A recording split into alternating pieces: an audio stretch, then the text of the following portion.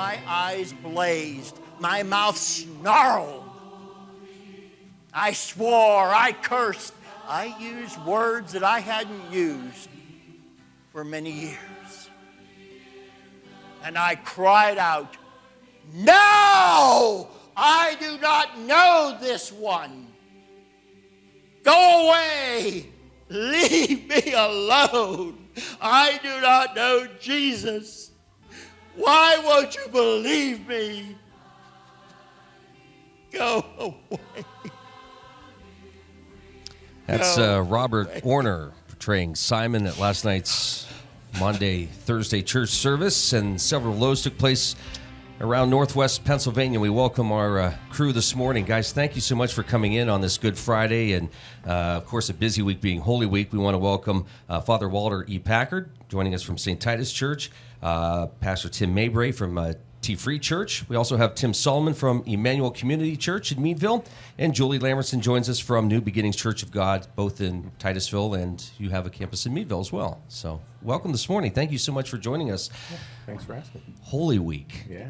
Talk about the significance of Holy Week, and maybe we backtrack a little bit to last Sunday. So from Sunday to Sunday, why is this week so important and special? And maybe all of you guys can chime in on this. They're looking at... We're not Well, it began with Palm Sunday. Sure.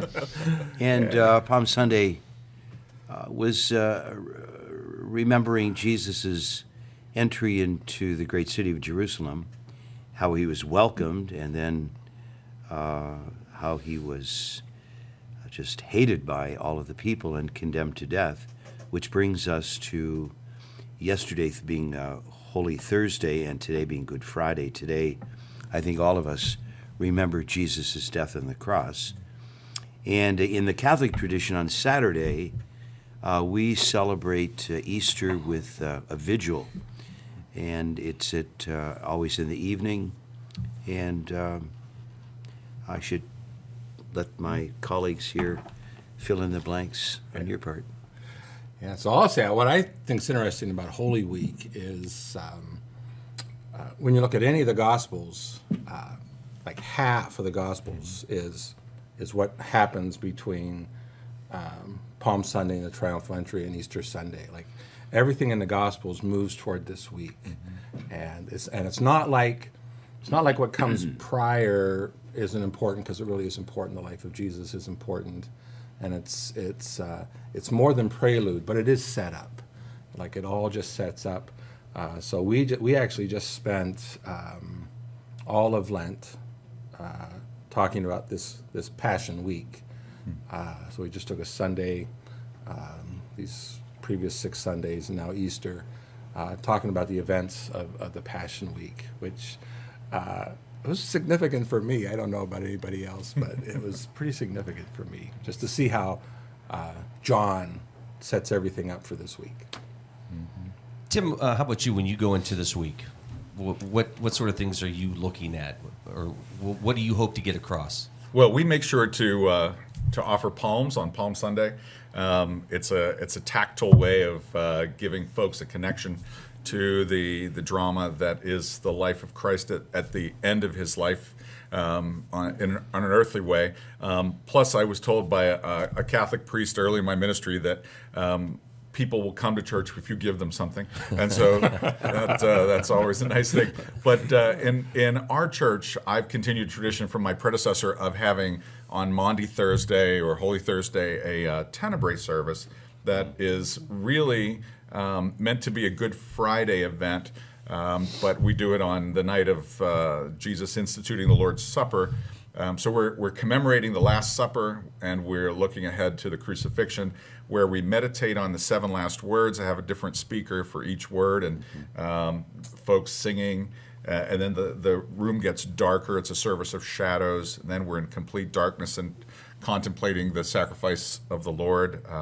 What I like about all of that is that the story of salvation is a drama, and I do a lot with the theater in Meadville, with the Academy Theater, and we're currently running Shrek right now. I told them I'd put a plug in, and that was it. But the thing that everyone gets so caught up in creating dramas in the theater, the Bible story is naturally that. Sure. It's just the drama, and it's a drama that we each have lines in. We each have a part to play, a role, and that's the exciting whether thing. you recognize it or not. Right. Yeah, that's sure. true.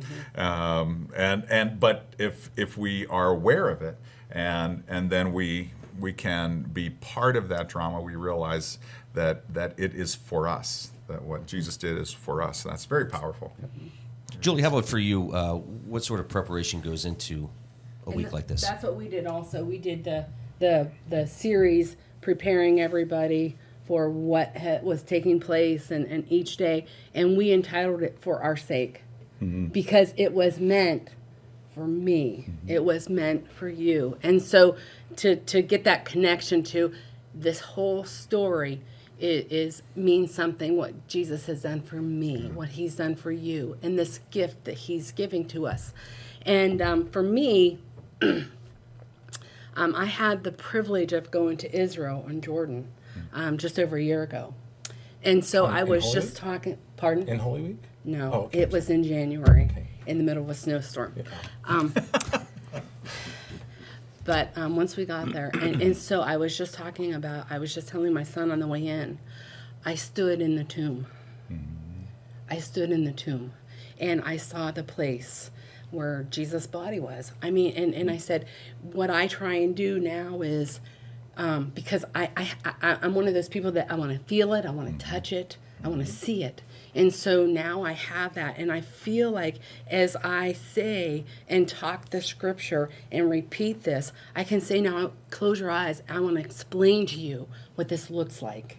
And so there's a piece of being able to really feel that and be able to, share that. And you did, I think, not this year, but last year during Lenten services that were held, I think you shared that story, Yes. which was very emotional.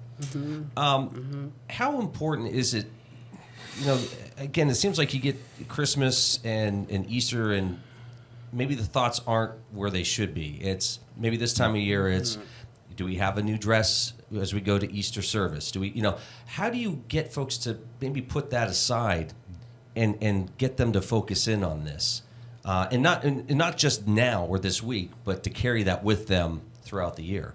Is that a challenge? That's the challenge. Right. Sure. Yeah. I was going to say, how do you? That's right. Right. Give us the answer. Love to hear the answer to that. I was thinking on the way over here how much I appreciate the word devout. And this is a week where, so it kind of drives me nuts as a pastor when we would have, maybe we'll do a Monday, Thursday service or a Good Friday service, or back in the time when Titusville used to have the Community Good Friday service, which, even the 3-hour one, which was great.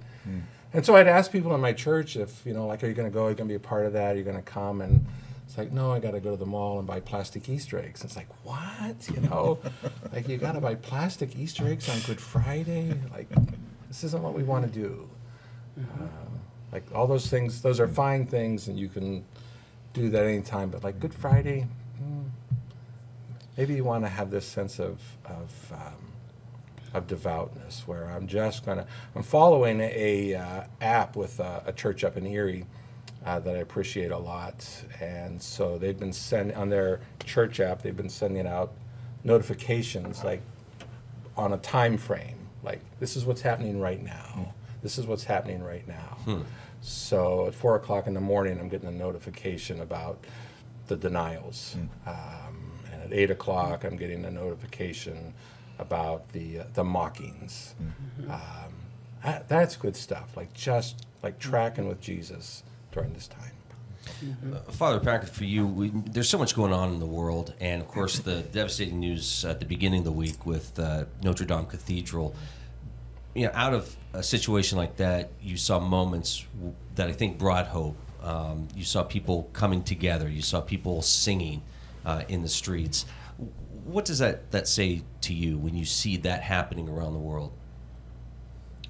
Well, I think the fire on Monday certainly brought the world's attention to a physical building that has been dedicated for over 800 years for religious purposes, and of course, the way we are today. 24 hours later, everyone had forgotten that the fire had even took place. But I'd like to say something about what you said a minute ago. You talked about getting new outfits for Easter. Looking back when I was a youngster, Easter was always special because we got new clothes. And a big deal was made of it. And I think it added to making Easter very special. We don't do that today. In fact, I think my colleagues here would concur with me that the interest in Holy Week, the interest in Easter, has greatly diminished among our people, people in our own congregations, as well as the community at large. So how do you light up that interest again? That's a real challenge, I think, that we as ministers of the gospel have, trying to bring people back into what these holy days, this Holy Week is all about. So, and there are ways to do that without castigating what people are into. But at the same time, it's important to let people know that we can keep special things special. But you talk about eggs, you talk about chicks, talk about spring and flowers as elements of new life in the world, and then you make the connection spiritually. I know it's tempting, at least for me, when you see a fuller congregation on Easter, to say, well, see you at Christmas, or try to get the point across that, hey, we're here every Sunday, but it's that tends to turn people off and drive them away, as opposed to embracing them and saying, hey, come on, if you like this, you will also like what we're doing the rest of the year, and what God has done for you is a 24/7, 365. So, but at the same time, it was even tough at the theater to get them not to have shows on Good Friday and at Easter. They wanted to have the whole weekend be show. We'll take advantage of people are looking for things to do. No. I said, not Good Friday, not Easter. They is that part of it though? The outside distractions in life. I mean, we have 3 kids, and we're getting pulled everywhere. I mean, is that tough? Is that part of the challenge of the church today to figure out how to capture some of those demographics? Julie, is that something Absolutely. You just said it. You have 3 children. We want to put them in a sport. We want them to learn team building. We want them to do all these things. We want them to do good in I just want them to mow the lawn. And so, well, there you go. Yeah. See, and then there's that chore list. Yeah. And so we make ourselves so busy that we don't have that. We believe we don't have the time, but it's a choice. We make that choice, and it's like in finding out that's what we're really talking about is the tradition of the Good Friday. And what we do, it's that tradition and hanging on to it and saying, this is most important. Like above all, this is most important. I need to keep this. But what we do is we get so busy, now we start to pick and choose, what, I can slide this year. I can, because I have this to do. And so we start fooling ourselves. And so I think when we were talking about the fire and stuff, what it made me think of was hopelessness and how Jesus is the answer for all of our hopelessness, all those things that we think that as individuals we think that we can conquer, we can do, we have it, we know what to do, and really when we find that we need Jesus, when we find that we need him, and I think that's what we try and do is say you need Jesus. We all need Jesus. It's not about us. It's about him. And so in the hopelessness of life, because we're all going to have it. There'll be some time when we feel like we just can't do it. And that's, I think, when Jesus has that moment where he says, but I have you. I have you. And I think what we want to do is if we get you Easter and Christmas, we want to plant that seed that Jesus is there for you, and he's speaking to you. And I'd love to think that it's my job to bring them to Jesus, but I think Jesus does a little bit better job than I do. That's right. But he uses us. Yeah, sure. He uses us to do that, and so That's I just think that it's a job for all of us that that we all see. This is the Morning Drill. You're watching it on Stream Television at Armstrong and listening to it on the Allegheny News Talk Sports Network. What's the one moment? We'll just kind of go around the table. Out of the entire week, what's one moment where you personally stop and think, "Wow, this is amazing." Father Packard? Well, I don't think there's one moment. It's a continuum. In fact, we call our 3 days, Holy Thursday, Good Friday, Holy Saturday, a triduum, and there's no stopping. One flows right into the next. So you look at it as a whole, and not just as individual moments. Yeah, I'll concur with that, but I'll still give you something. Okay. I didn't know. Sometimes you have that one moment where it really personally affects you. Yeah, sure. So I think there is, at some point in time, there is this moment right before worship on Easter Sunday morning where I'm by myself and I'm just contemplating what it is we're going to do, where we've been during the course of the week, and what we're going to do in a few more moments, and who might be there, and what kind of impact Jesus is going to be able to have on them. So I would say, like, there is that, and I think that's important for anybody, that they have a moment before the big moment so that they can actually receive it. Tim?